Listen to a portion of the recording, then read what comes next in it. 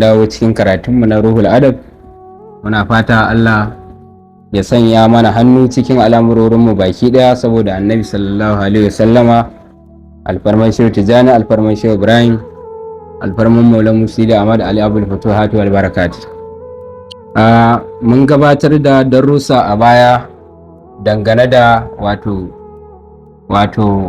faɗin shehu cikin littafin ruhul adab, wato mahimmancin ladabi da kuma ita kanta ɗariƙar shehu tijjani radiyallahu anhu me take ɗauke da shi. Ya fahimtar da mu wato abin da aka gina ɗariƙar tijjaniya a ciki, wato an gina ta da alƙur'ani kuma da sunnar shugaba sallallahu alaihi wasallama. Za mu tashi wato baiti na 9 daga cikin abayat na cikin ruhul adab, wanda shehu radiyallahu anhu yana faɗin idza shara'ata fi addikaril wardi falazim ladaba qadar al haddi. Wato idan zaka fara wato wurdi ko wazifa ko zikirin juma'a ko lazimin safe ko lazimin yamma, fi addikaril wardi idan zaka fara wannan lazimin wato falazim ladaba qadar al haddi, kalazimci ladabi gwargwadon yadda ai qadar al haddi inji shehu. Abin nufin shehu cikin wannan littafi wato gwargwadon yadda Allah yake da girma a gurinka, gwargwadon yadda manzo Allah sallallahu alaihi wasallam yake da girma a gurinka, gwargwadon girman shehinka, gwargwadon girman shehu Tijjani da shehu Ibrahim radiyallahu anhu. Da aka kalazimci ladabi a daidai lokacin da zaka karanta lazimi ko wazifa ko zikirin juma'a.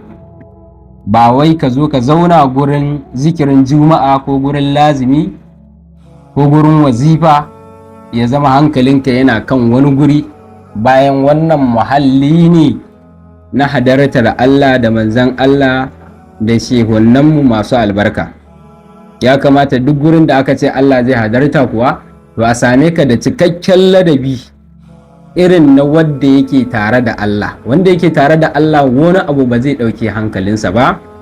Da haka ana buƙatar cikakken ladabi gwargwadon yadda kake ganin girman Allah. Idan an ce gwargwadon yadda kake ganin girman Allah kuwa babu abin da zaka kalla da ya kai Allah. Kuma wannan ladabin shehu yace ta'addubun fi zahirin wa batinin bihi yurqal mar'u lil mawadin. Ka kyautata ladabinka na zahiri kama daga zaman lazimin a same ka da cikakken ladabi, kuma irin zaman da ba za ka zauna kana waige ba.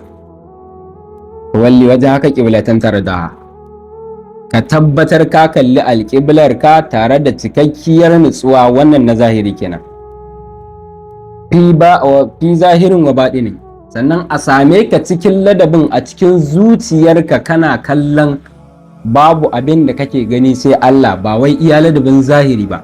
Ya kamata duk ladabin da aka same ka da shi na zahiri to a same ka a baɗini ma haka kake, ba tare da ka aiwatar da ladabi a zahiri kuma a baɗininka ba haka ba.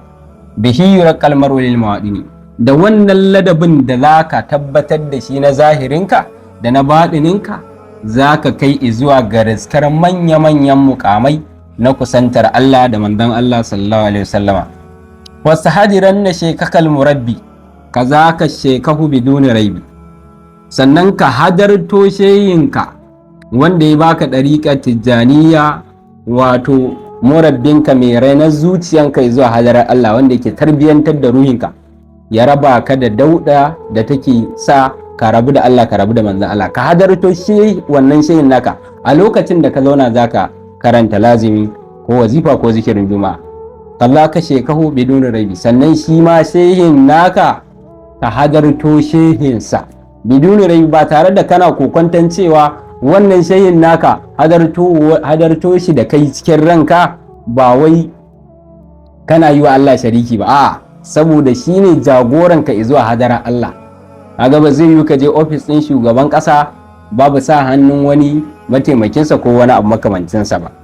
Da haka ka lazimci wato ka hadarto shehinka, kuma shi ma shehin naka ya hadarto shehinsa, ka hadarto shi shehin naka, wato shehu Ibrahim kenan da kuma shehu Tijjani radiyallahu anhu. A cikin wannan hadartowar sai kaga an riski an hadarto manzo Allah kuma sai a ganshi. Shine abin da shehu yake nufi. Walazimul hudura was sukuna.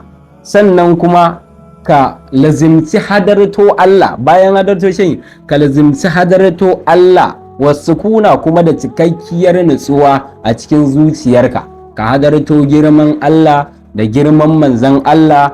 Wai wato idan ka wato wancan hadisin da ke magana idan ka kasance wai wajen bautar Allah ka kasance kana bautawa Allah kamar yana ganin ka, idan baka ganin sa shi yana ganin ka. To idan ka kadarta Allah yana kallon ka, to ya kamata a same ka da cikakken huduri, kalla ka kalwatan to hina.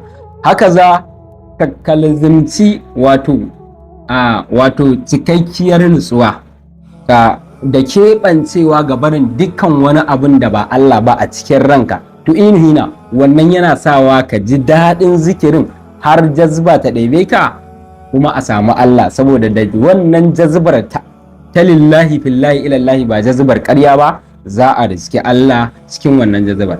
Sannan kafin a kai ga matakin karɓan ɗariƙa kuma shehu ya ce wa ɗulub murabbiyan kabiran nasihan kamila irfanin imaman salihan, ka nemi shehi mai tarbiyyar zuciya mai tarbiyyar rai, murabbiyan mai reno kabiran nasihan wanda zai baka labarin illolin zuciya da yadda zuciya take gurɓacewa, nasihan kuma mai wato nagartacce mai nasiha da bin Allah da bin manzo Allah sallallahu alaihi wasallama, kamila irfani imaman salihan wadda kuma ya tattare sanin Allah ta kowace fiska, wanda ya san Allah da gaske, imaman salihan kuma nagartaccen jagora wanda duk wanda ya ganshi ya tabbatar wannan jagora ne izuwa hadarar Allah kuma izuwa hadarar manzo Allah sallallahu alaihi wasallama.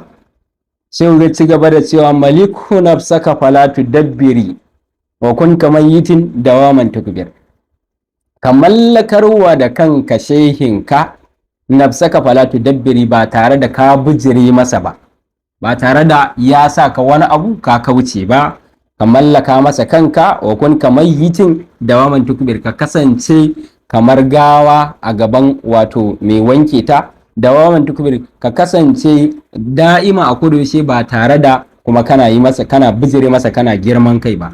Shine misalin da Maulana Shehu yake bayarwa, wato akwai wata doka da gidan soja suke sawa, wai obey before complain, wato idan soja ya maka umarni, wato ka fara amsa wannan umarnin kafin ka yi complain din abin da aka sa ka bai kamata ba.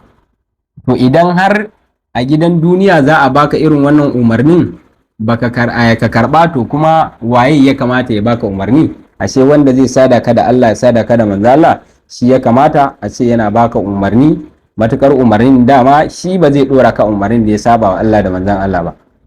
Wala tukalifu walau bana fasa ra'ayihi fa kun dawaman zati sar. Wala tukalifu, ko da a ce abinda shehin ka yake yi walau bana fasadin, ko da a ce kada ka saba wa shehinka, walau bana fasadin, ko da a ce kai a idanka kana kallon abin da yake aikatawa laifi ne, to kai a matsayinka na muridi yaushe kake da idan da zaka gane cewa shehinka ma abin da yake yi ba kuskure bane? Kai da kake a matsayin makaho shine mai idan da zai sada ka da hadaran manzo Allah sallallahu alaihi wasallama.